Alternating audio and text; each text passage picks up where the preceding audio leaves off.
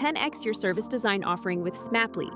Take 20% off any order with This Is HCD 20 off. Let's superpower you and your design team's potential. Sign up at smapply.app. Enjoy the episode from your friends at Smapply, helping support This Is HCD podcast. To go the other way, I'd say that they are also a very convenient excuse to not actually do any research or talk to anybody in the real world, because you have this document that gives you authority to make decisions on other people's behalf. And you've got it written there. This is what they're thinking. This is what they're saying. These are these demographics. And you design based on your assumptions, based on those specs. Hello and welcome to This Is HCD. My name is Gerry Scullion and I'm a designer, I'm an educator and I'm the host of This Is HCD based in the wonderful wintry city of Dublin, Ireland. Our goal here is to have conversations that inspire and help move the dial forward for organisations to become more human-centred in their approach to solving complex business and societal problems. Earlier today I caught up with Jo Szczepanska, a phenomenal design talent based out of Melbourne, Australia. And Jo sent me an article a while ago about personas, and it was so good that I thought, we should actually do an episode and dig a little bit deeper into this. In this episode, I play the role of devil's advocate, and Jo's defending personas as well. Now, look, Jo is one of my favourite people and designers, and is such a great design brain, and is heavily involved in the co-design space, and I know you're just going to love it, okay? We're going to have a blog post that accompanies this, so you'll be able to watch or read the article as you're listening to it as well, and hopefully find a lot of value in the episode. Now, if you like what we're doing at This Is HCD, folks, you know what I'm going to say next. Please help us out by leaving a review. It only takes a few minutes, and leave a review wherever you're listening to the podcast, whether that be on Spotify, Apple or Google. It really helps the findability of the podcast and really goes some way to helping me out as well. Or you can go one better by supporting me and becoming a patron of the podcast. You can get an ad-free stream of the podcast for as little as €1.66 per month, folks, or €20 a year. And also you get a shout out as thanks on the podcast. There's other plans there where you can get exclusive items too, such as t-shirts and hoodies and notebooks with Design for Humans on them. And literally all the money goes towards editing, hosting and maintaining our website. It's a repository now for human-centered design goodness with over 230 episodes. So hopefully if you'd like to see This Is HCD continue, it would be great if you could become a patron. It really helps us out. But let's jump into the episode. Thanks. Jo, great to have you here. Today we're going to be chatting a little bit more about personas.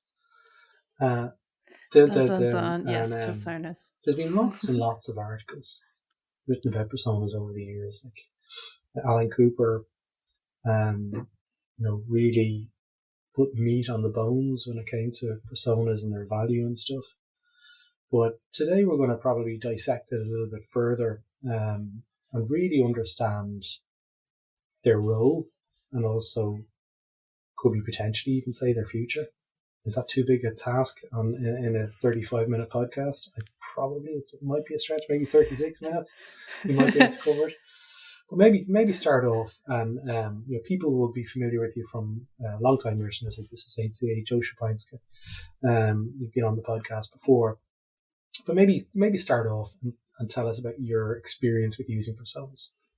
Definitely. So I guess in many ways my experience with personas has ranged all the way from inheriting ones, so going to a company and finding some, which is quite a realization. I've definitely made a few personas in my time, only a few that I'm really proud of. And then I think the most distressing ones was probably watching people make their first persona in many attempts. It's been one of the most challenging moments of my life, I have to say, watching these imaginary stereotypes come to life of mums with shopping and businessmen with grey suits, things like that. What we could do, and I'm just thinking on my feed here a little bit, we could play devil's advocate, and I could play the role of, hey, I think they do have a place, and they do provide value for people in certain organizations, and you could probably play the anti-version of it, the anti-persona of my persona. The anti-persona of the persona. Well, look, I don't know. I I can agree and disagree with personas, like depending on the day. It really depends on what the goal of it really is, and how terrible they are. Because there are some real bad ones out there. But like, let's start off and we'll talk why they're being used. Okay. And we're going to play those roles. So like, I'm going to say the reason why I use them, again, I'm playing a role, folks. This is neither my actual belief system here on personas. I believe that personas are brilliant when you're training to get people who are non-designers up to speed, to thinking out of their usual mental model of what they believe the customer to be, and it becomes a boundary object, which is a kind of a shared perspective on what the customer is thinking, what they're feeling, maybe what their belief systems are, and also what's the behavior that we're trying to change. So I think getting people as a first stepping stone into design and thinking outside of their own kind of realm it's a really positive thing. What do you think of that statement? The other way, I'd say that they are also a very convenient excuse to not actually do any research or talk to anybody in the real world, because you have this document that gives you authority to make decisions on other people's behalf. And you've got it written there. This is what they're thinking. This is what they're saying. These are these demographics. And you design based on your assumptions, based on those specs. If we're doing training and we're just trying to get people up to speed on personas, and say, okay, create a persona, and then they create a persona, and it could be from the people within the group and stuff. I always preface that and say they need to be validated, and they also need to go out and you need to do the proper research, and you bring it back, and then what did you learn? What needs to change in the personas and so forth. So if you're working in an organization and you just kind of work together and you kind of go, okay, now we've got our personas. Phew, that was a tough 90-minute session. Who knew that's all we had to do is create some personas and get a 90-minute session in the calendar. And now we've got 6 personas. We're only doing 5% of the work there. 95% is going out and actually conducting research to validate them. And, that's the hard part. And I think that's a skill and that's a craft. And like yourself, there's probably a handful of times that I've probably really created them and I'm like, yeah, now I've got it. Now I've got something. And they take months for me. And I know Indy Young has got a theory that you can do a number of phone calls and get to a certain perspective. But I would challenge that because there's a risk there associated with, okay, well, we're just doing just a little bit of research on it and that's enough.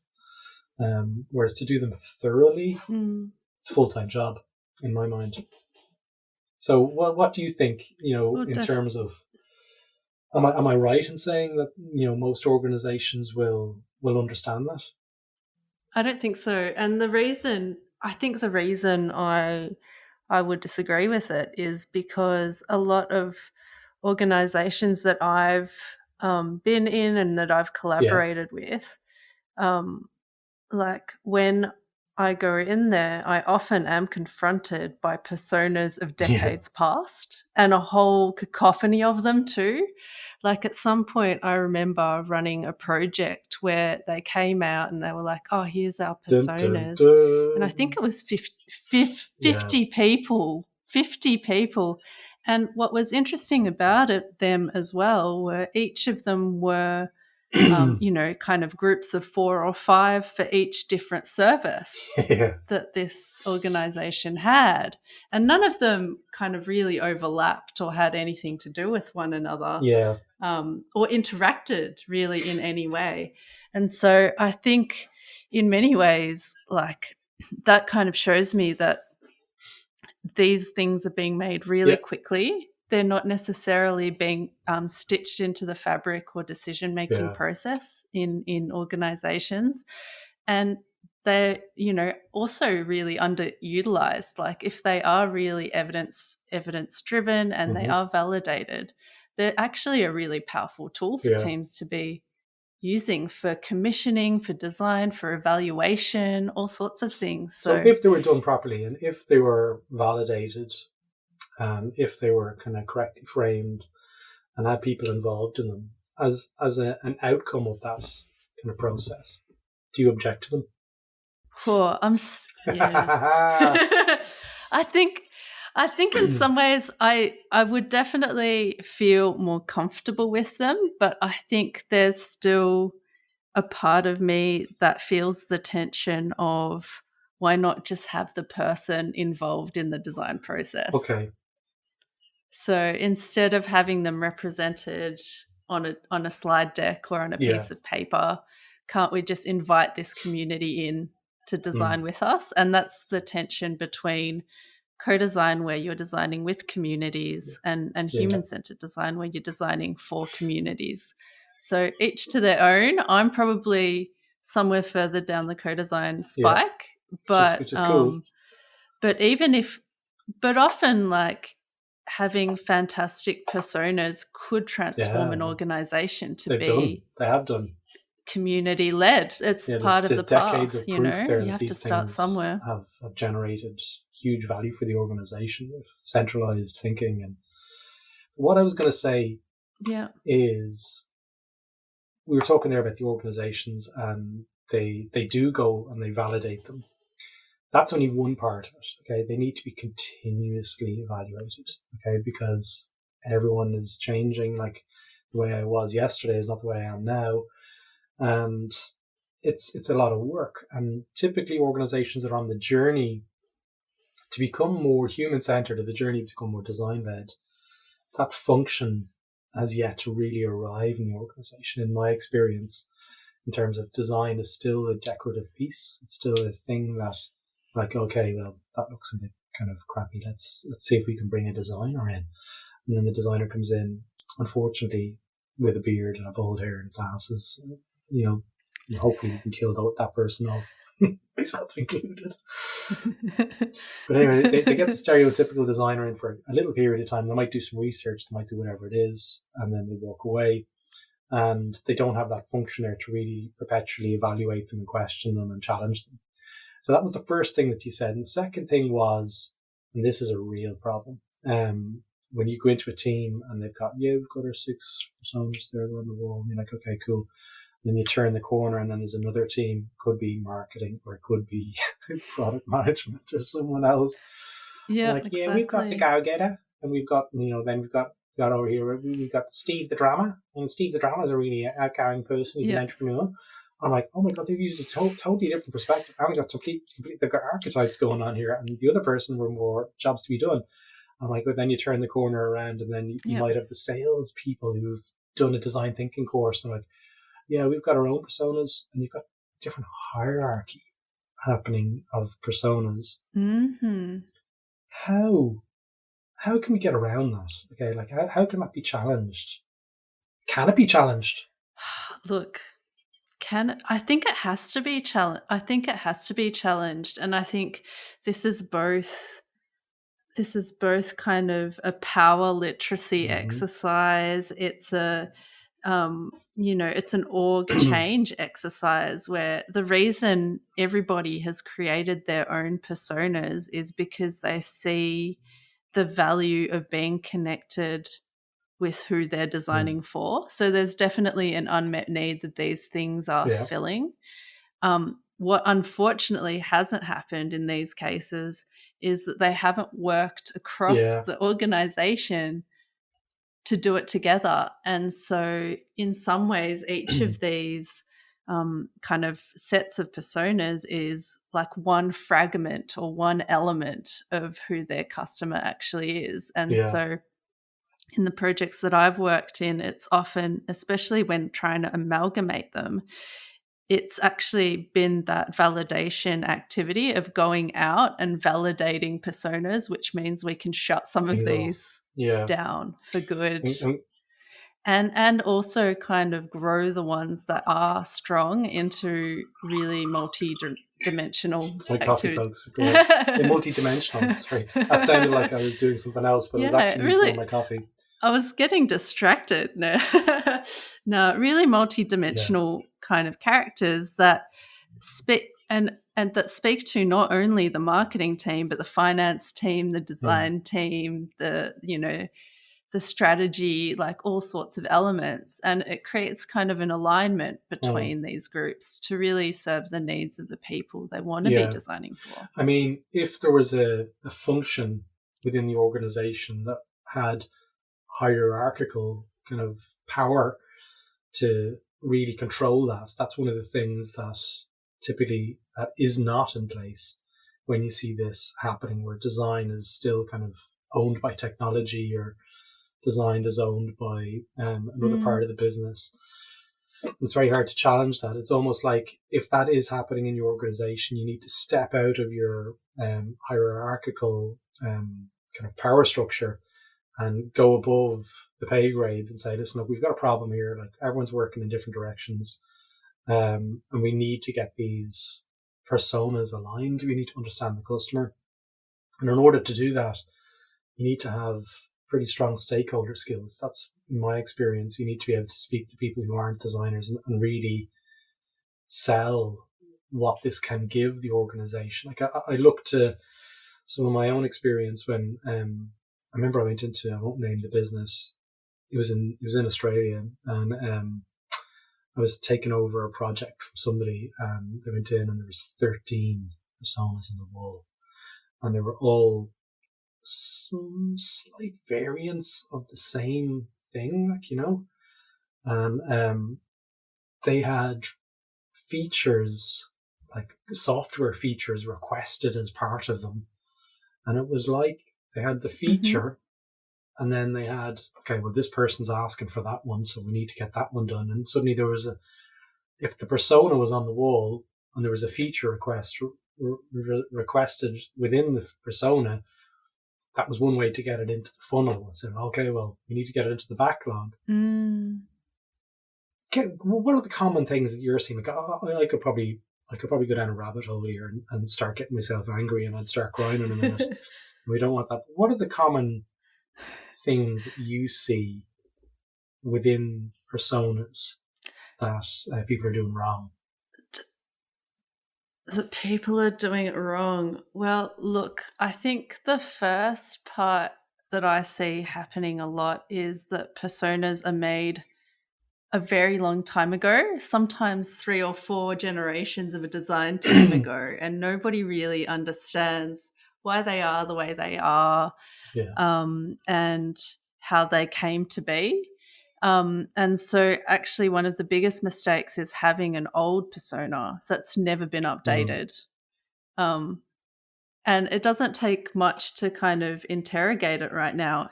Everything has changed for so many people in the last couple of years.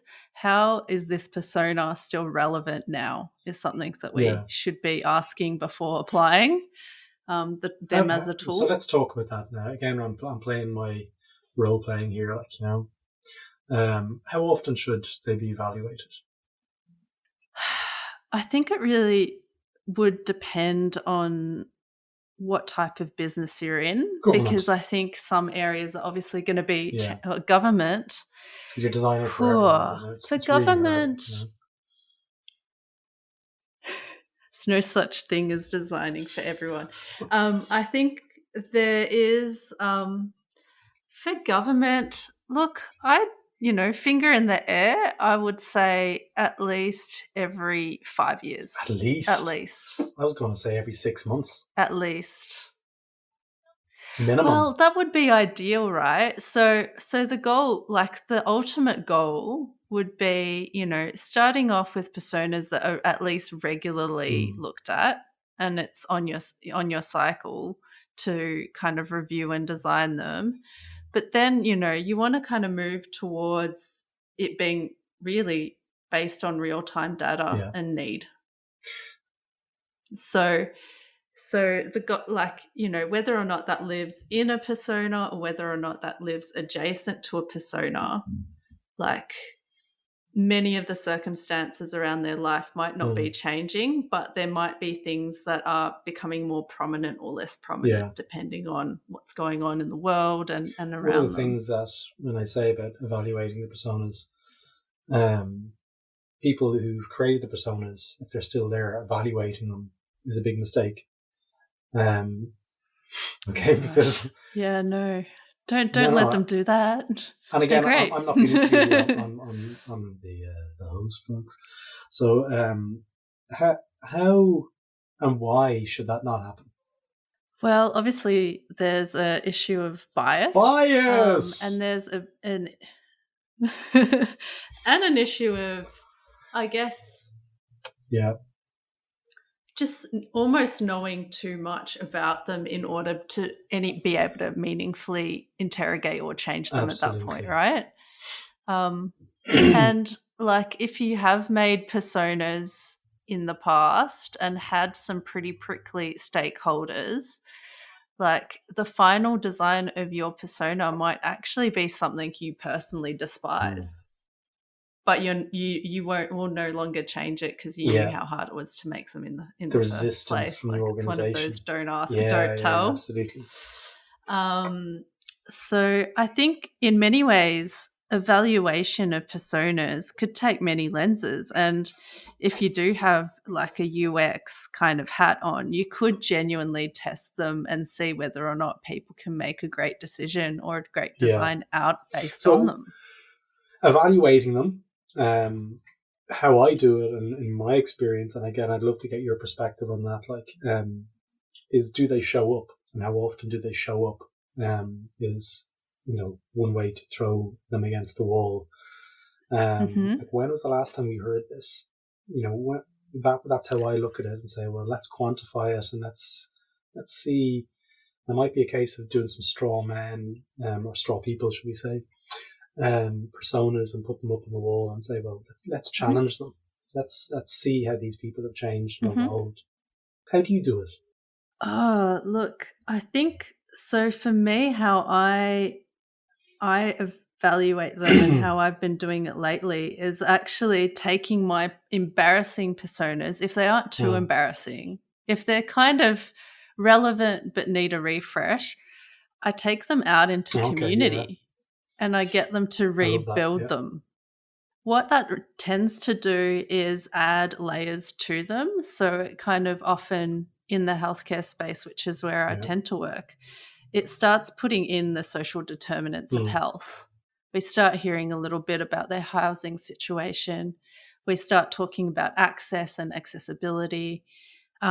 We have discussions about finance and other things that, might not be a feature that you're looking for, but actually help you kind of communicate better and also get a full-fledged picture of their universe, really.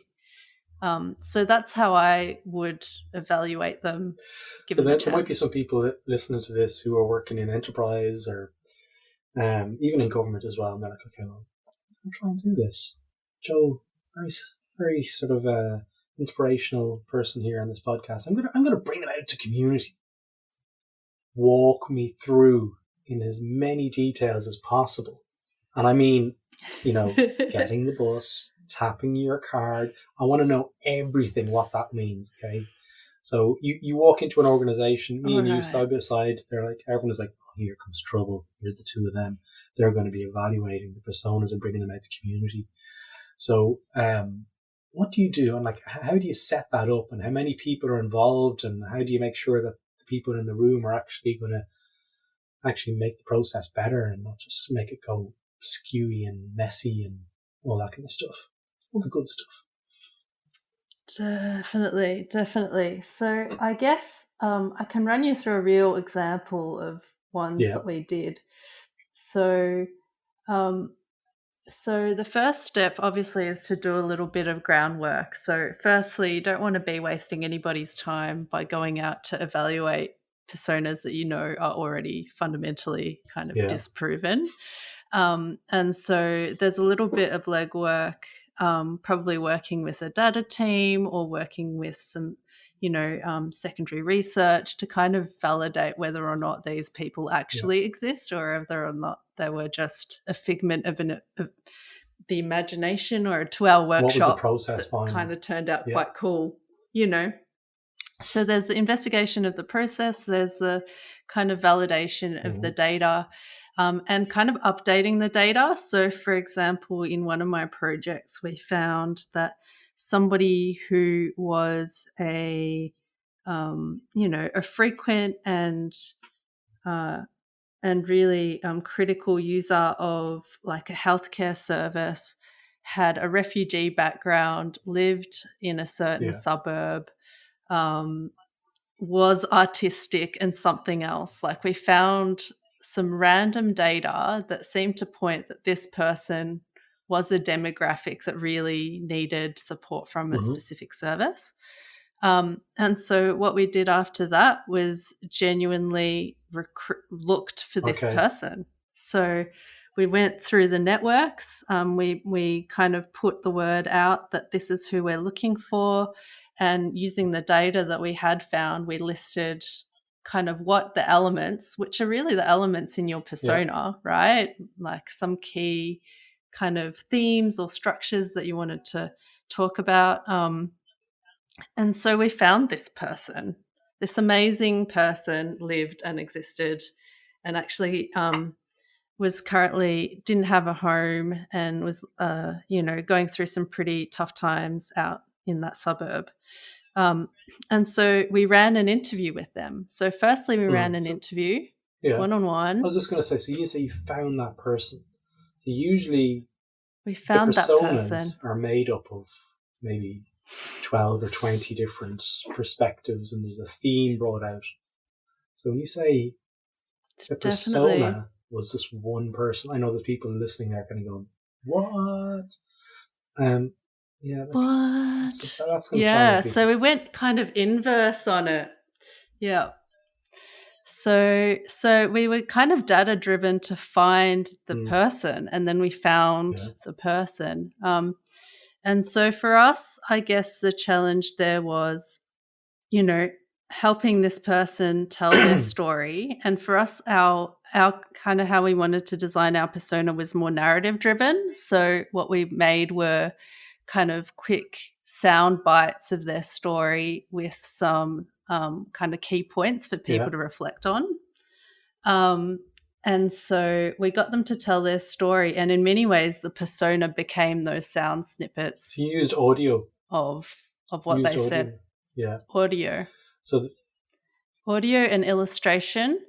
And in some ways they designed the persona. It's their story that's the persona. So did you use diary studies to... But it was based on an old one. Was diary studies a method that you used to capture, or not even capture, but just gather their narrative? You definitely could. You definitely could. For us, we just had a few interviews. With that one person. But what was with that one person, and what we did do, which is interesting, is like we would send them back the drafts of who we had made, and they would kind of critique them, just like in any design critique. And so in the end, we had like a series of these video snippets as our personas that people could slice up and use as provocations for their design and decision-making process. So there's very little I don't like about that process. But one kind of, again, I'm playing my role again here, folks. They're like, but that's only one person. How can you lay your hat on that? Like, if there's only one person, that's not a theme. That's just one person. Are you designing it for just them? What do you say to that? I would say we actually had service usage data to validate that this one person's experience was common to a few thousand others. And so in many ways, that's how we found them. We located them using the data, and then we took what we heard and we validated that using kind of service usage data. So they weren't an edge case. And they weren't an edge case, but they seemed out of control. Like when you were listening to them, it was hard to believe that somebody's life story could be so complex, to be completely honest. But I think in many ways for us, what was good about this project is it actually is something that is now going to be used to determine which tenders are successful for government services, for government health services. And so many of these personas are actually provocations for people to tell us how they're going to meet the needs of this community. So it's like having it simple actually probably would have limited the effect of these particular stories and personas. So that all sounds brilliant, if you're in an organization though that have got the paper ones up there and you've got the picture of the person blowing petals into the wind, and the royalty. Women smiling at salad is my favorite one. I pull that one out where I'm like, is that a real thing? Is this really a cultural phenomenon that I don't know about? I'm missing out on. Yeah, I mean, like when I'm teaching, I've got a UX course, and this is 8CD, and that's not me trying to sell it, folks. But one of the things that I do is the difference in approaches to personas, the 3 different types, and how you can actually make a decision of each one of them, the different perspectives, and how they can actually send you in different directions. And I mean, that's really how I determine, is it effective? Is it good? Is it good for the organization? How often are they being used to stress test the decision-making process? I mean, if you're not doing that, throw them away, because they're just on the wall and they're just bloody decorations. They're like Christmas decorations, except Christmas decorations get taken down in January. The personas get to live on and just kind of, they don't do anyone a favor. They don't do haunt anyone a you. favor if that's how you. They haunt you. They do. Their eyes follow you around the room, like, you're not really using me, are you? And I'm like, no, we're not. I mean, you've written, like, the reason why we're doing this is because, in typical Jo Szczepanska style, they sent me a message. Maybe 2 years ago. So that's a while ago now.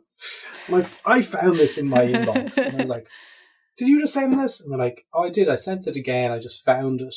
And I wrote this article on personas a couple of years ago.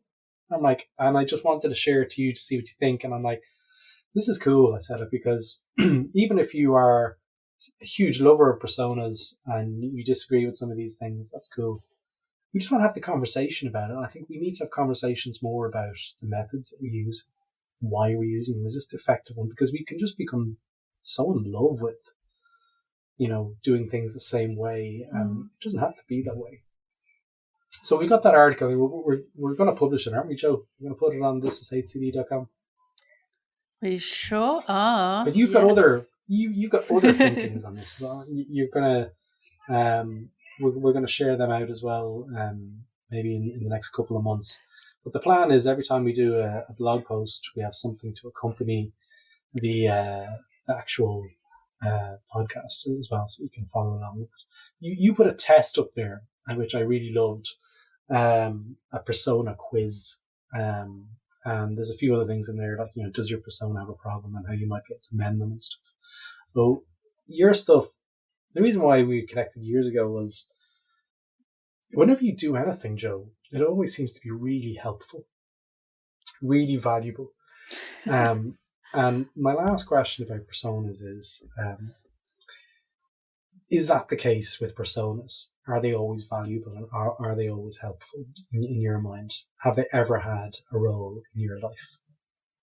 I think they've definitely had a really powerful role, especially when I was starting out my design career. I guess in many ways, personas then gave me the confidence to advocate for people and for communities. Like, I had this artifact and it made me feel confident, and I could go in there and I could, say, what, this isn't good enough. We have to make this better. We have to design it like this, or we need to learn more about this. It was like Dumbo and the feather. The feather was my persona, and I was there, and it gave me the courage to be the designer in the room going, have we listened and have we done a good job?